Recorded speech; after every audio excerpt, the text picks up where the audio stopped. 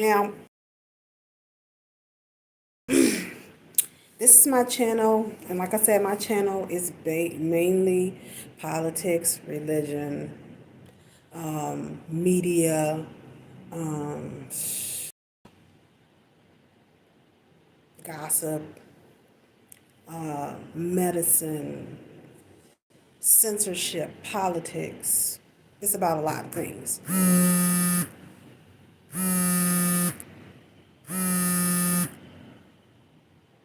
It's about a lot of things. But I wanted to get into Sufism today. And if you don't know what Sufism is the science behind what you call Islam. And Sufism gives you little parables like scripture. Scriptures are parables or stories, and there is a message behind the story. So, the emperor with no clothes, which reminds me of what's going on today in media and with everybody. So let's jump in. The emperor has no clothes. I used to read this all the time when I was a little kid. My teacher had us reading The Emperor Has No Clothes. And The Emperor Has No Clothes. This story is really, really old. It came about in the 1300s. A Spanish person, I forgot his name, but he came up with the story. Well, he wasn't Spanish. Like I said, it's Islam. And in Islam, the Moors spoke Spanish. And I can speak because my great grandfather is Moorish. And Latin at one time was what they were speaking, which Latin is the parent for Spanish. And I also, one of my teachers told me, she was like, if you want to learn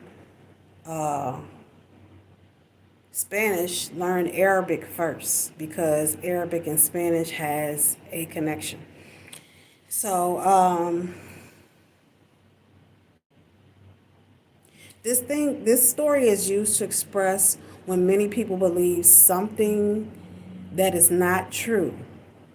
Used also to express something as untrue.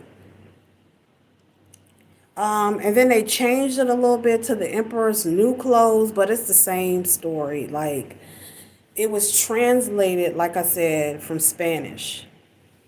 And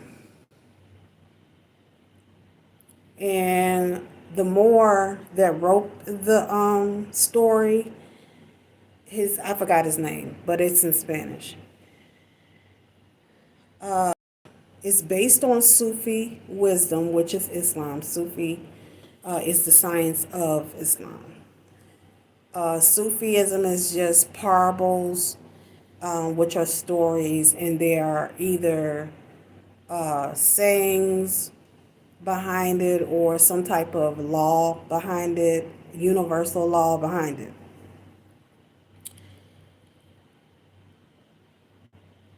So, based on Sufi wisdom, and Hans Christian said this, Hans Christian Andersen, and he tells the tale in The Emperor's New Clothes. So, Hans Christian, he revamped the story and called it The Emperor's New Clothes, but it's Sufism, like I said.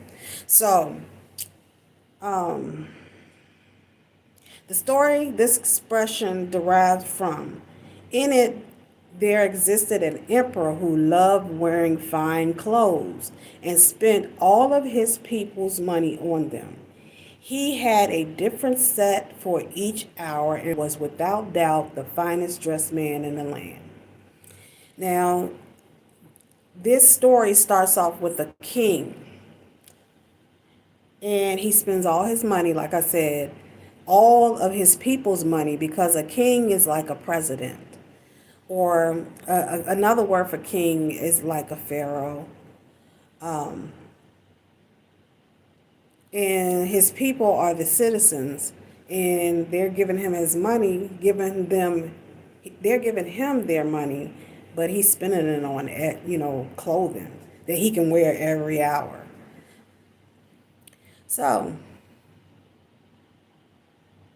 one day, two swindlers claiming to be weavers entered the emperor's city and proclaimed they were capable of making the finest, lightest, most magnificent cloth, the most magnificent cloth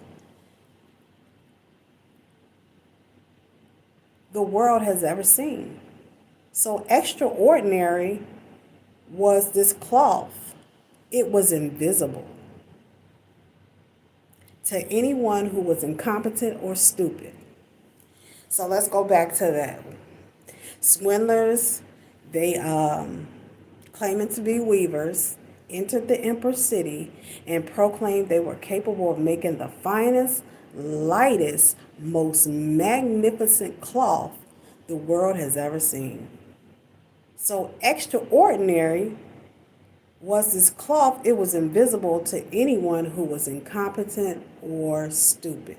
So pay attention to being incompetent and stupid. Hearing of the weaver's amazing talents, the foolish emperor thought he could use such cloth to weed out undesirables in his city.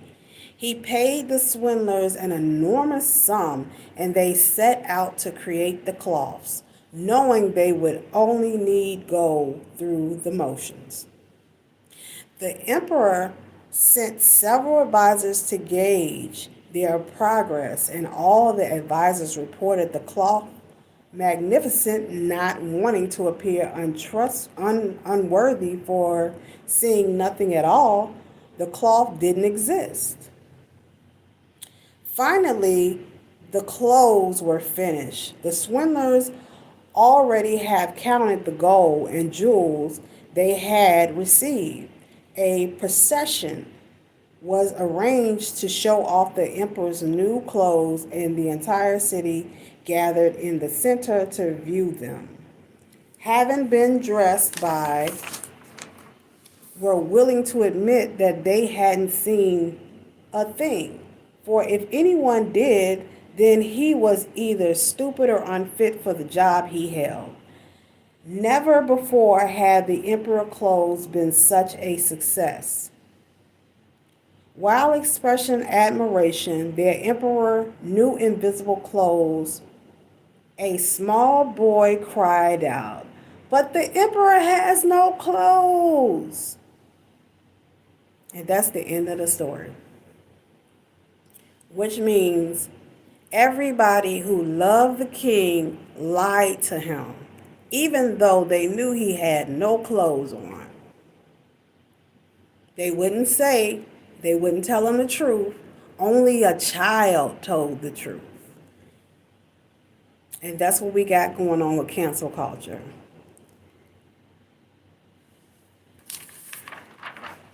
We got people that are pretending that the truth is wrong and that the wrong things are right, because nobody wants to admit that the emperor really doesn't have any clothes on and he a damn fool. And if you can't see it according to the emperor, then you're an idiot. So everybody went along. And that is an Islamic parable called The Emperor Wears No Clothes. And I wanted to record it because it's a very, very, very old story. They used to tell it to us when we was little about the emperor not wearing no clothing. I remember I was in class. I was a little kid when they was going over this. And they told us what it meant. They got us to write out, what did this mean? It means that the emperor didn't want people to tell him the truth. He wanted them to lie to him because the swindlers was, getting over on him, lying to him, and he bought the reality from the swindlers. These people were just trying to get over on the king, and he didn't realize it. He really believed that these clothes were clothes and there weren't any clothes because you don't have invisible clothes. So that's the story. That's Sufism. It's an Islamic tale. And I'll be previewing more Sufism on the channel because that's kind of my background when it comes to Islam. It has a lot of artistic things in the Islamic culture. So that's where we at today. I done had a full day with y'all today. So tell me what you think. Like, share, subscribe, Salome. Have a great day.